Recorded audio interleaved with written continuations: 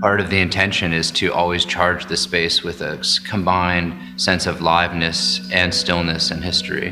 That unknowing or that anticipation of where presence exists in the work is open to the viewer to interpret.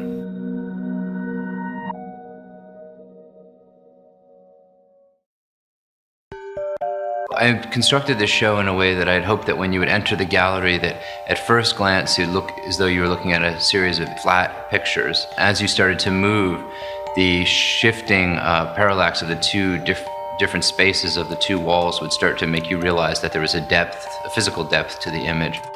These things which first appear as images then become these very low relief spaces that are actually a depth within a wall. And then within the walls themselves, there's a series of objects that I'm working on over the time of the exhibition. There's these toasts, foundation makeup, there's a series of gloves, boots, and these are all surfaces that both propose beginnings and also change and are mutable through time and accumulate histories. When I first moved to New York, I was looking for work at the time as a way to help supplement making art. I met this Canadian plumber, and after talking to him for a while, I asked him, what he did, and he said that he was a poet and a plumber. And so doing plumbing seemed like a really great potential way to earn a little bit more money and to supplement my work.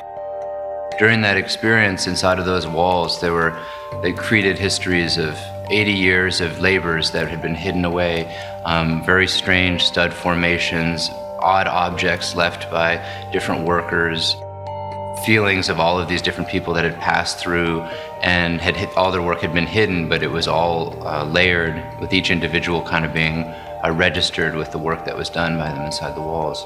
In that time, it was a strange feeling of communing with all of these workers that had disappeared, and their efforts were not known to anyone besides other people in the walls.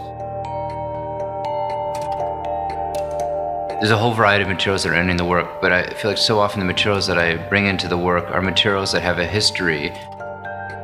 Throughout the exhibition, I'll be working in the walls. The viewers won't know when I'm actually here and when I'm not here.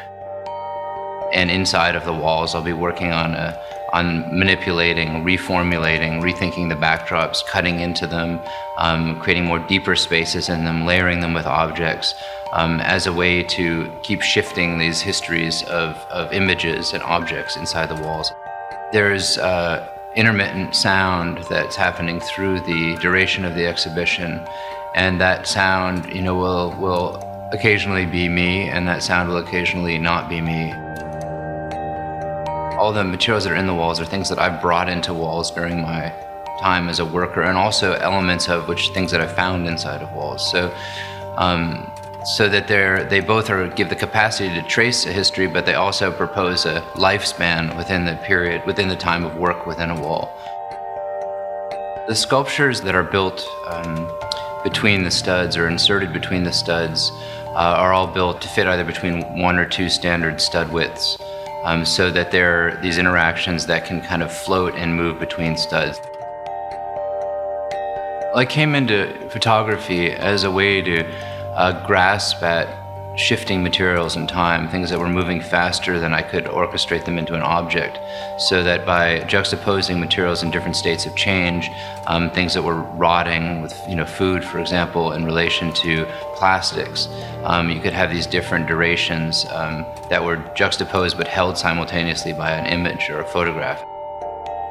And thinking about ways of actually re-engaging a photograph after it stabilizes an image, to be able to reach back into an image and manipulate it is also for me a way of thinking about reaching into a past or into time, and reversing a kind of thought in time. It's less for me about identifying my everyday experiences in terms of as a narrative, as a story, and how that story enters into the work, but it's more how I find my life charged with everyday objects.